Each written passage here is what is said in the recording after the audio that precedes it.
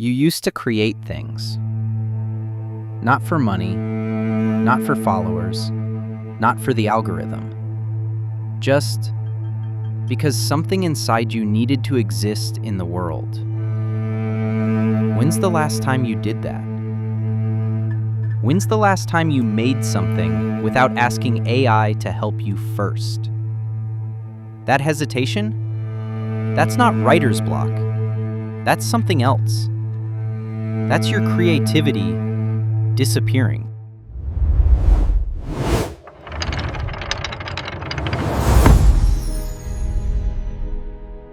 Here's what's happening to you right now.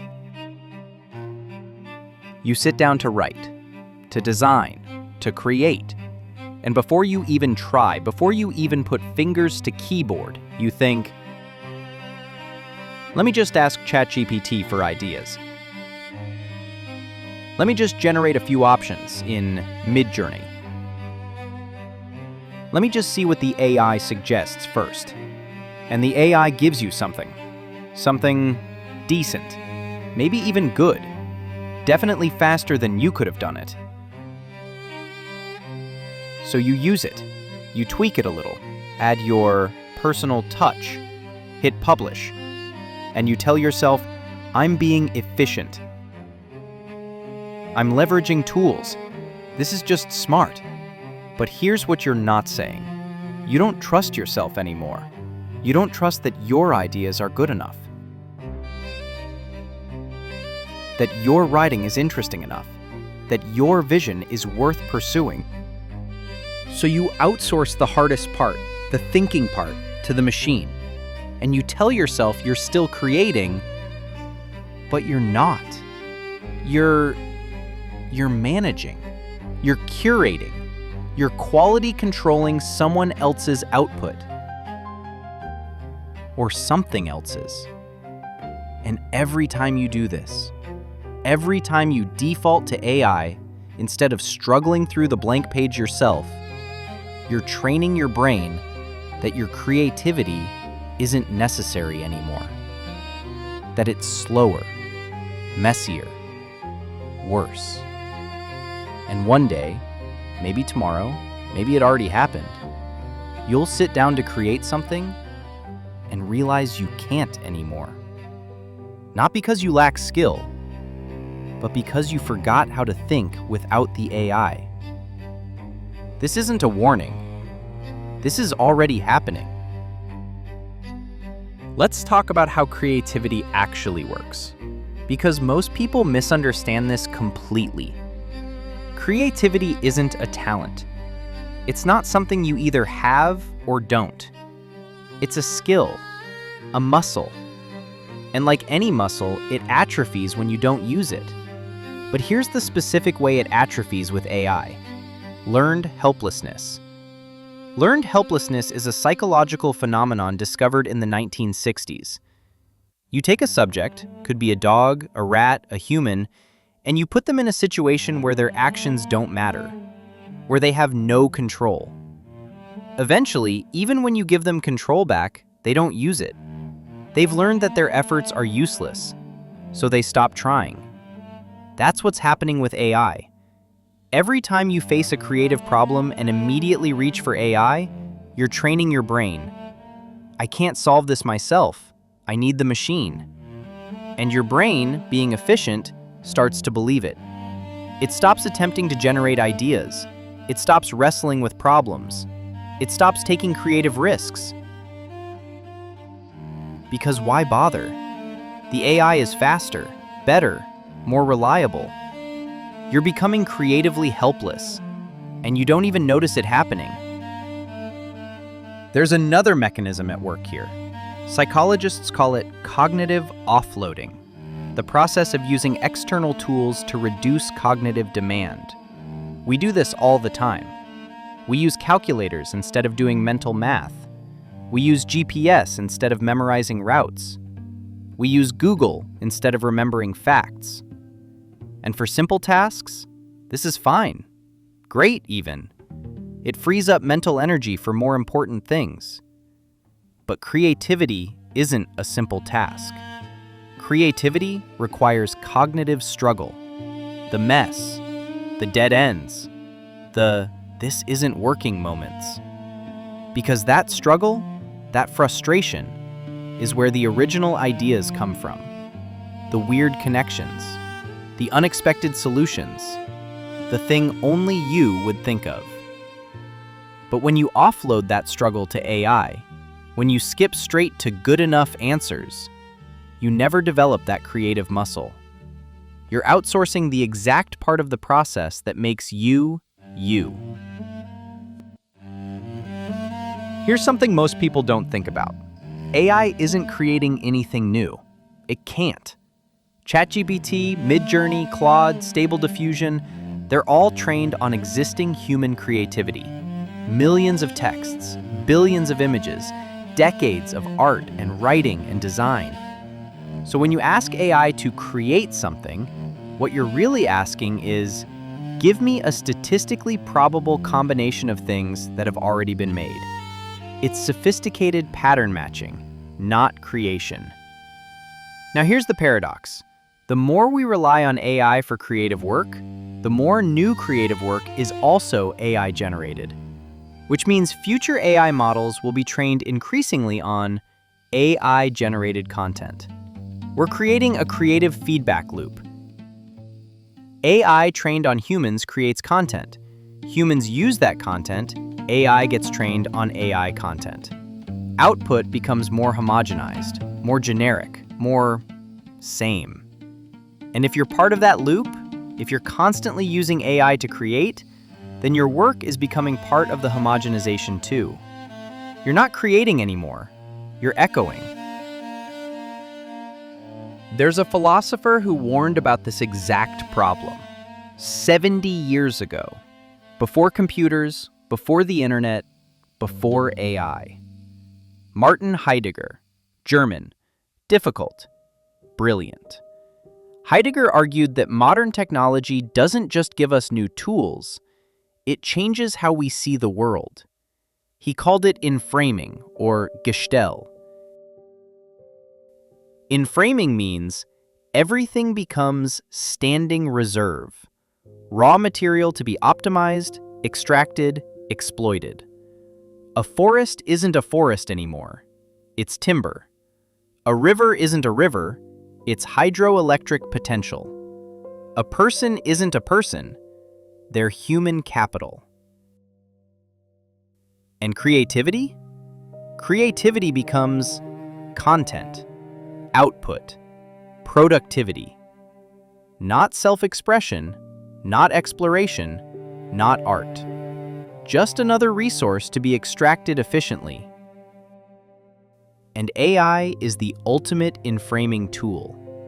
It turns creativity into a utility, a service, a thing you can generate on demand.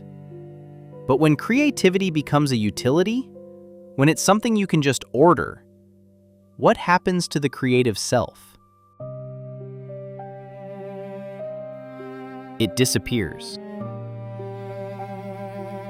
Okay, so AI is making you creatively helpless. So what? Maybe that's fine. Maybe efficiency is worth it. But here's what you're not accounting for. You're not just losing the ability to create. You're losing the ability to think. Because creativity isn't separate from cognition. They're the same thing.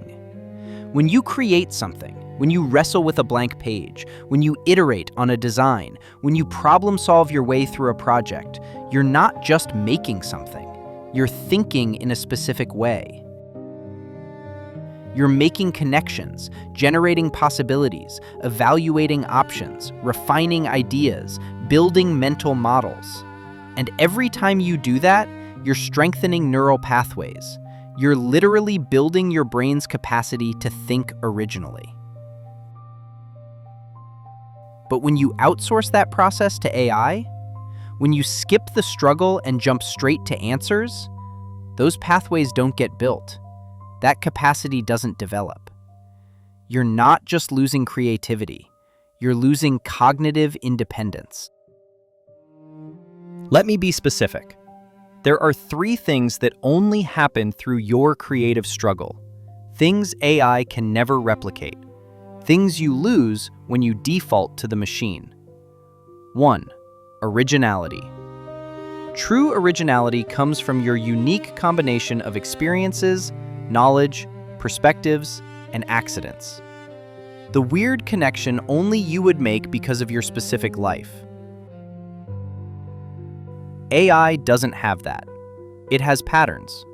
It can combine existing ideas in novel ways, but it can't create something truly unprecedented, something that doesn't fit the statistical model.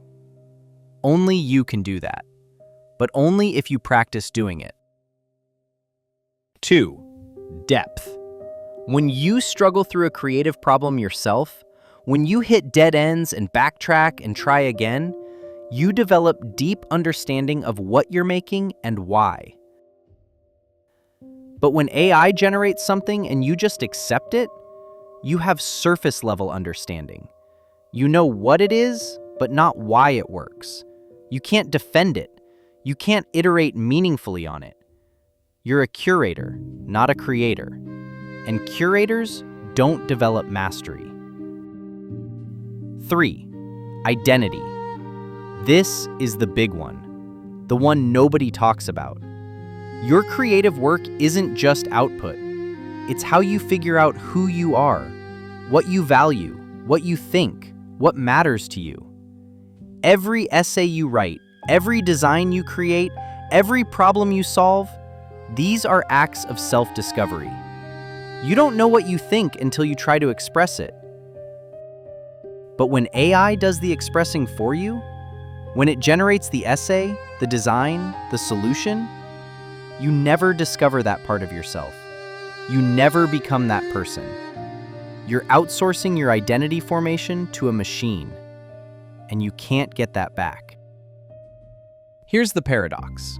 Every creative tool in history has made creativity easier, and that's been good. The printing press, the camera, the computer, the internet. All of these lowered the barrier to creative expression, made it accessible to more people. But AI is different, and here's why. Previous tools amplified human creativity. They made execution easier, but the thinking still came from you. A camera doesn't decide what to photograph. You do. A word processor doesn't decide what to write. You do. Photoshop doesn't decide how to edit. You do. But AI? AI does the thinking part, the generating, the ideating, the creating. You're not amplifying your creativity anymore. You're replacing it. And once you replace it enough times, it stops existing. Hannah Arendt, political philosopher, survivor of Nazi Germany, wrote about what happens when humans stop doing things and start just managing things. She distinguished between 3 types of human activity: labor, survival tasks; work, building the world; and action, free creative expression. Action, creative, meaningful work, is what makes us fully human. It's how we express our unique identity, how we contribute something new to the world.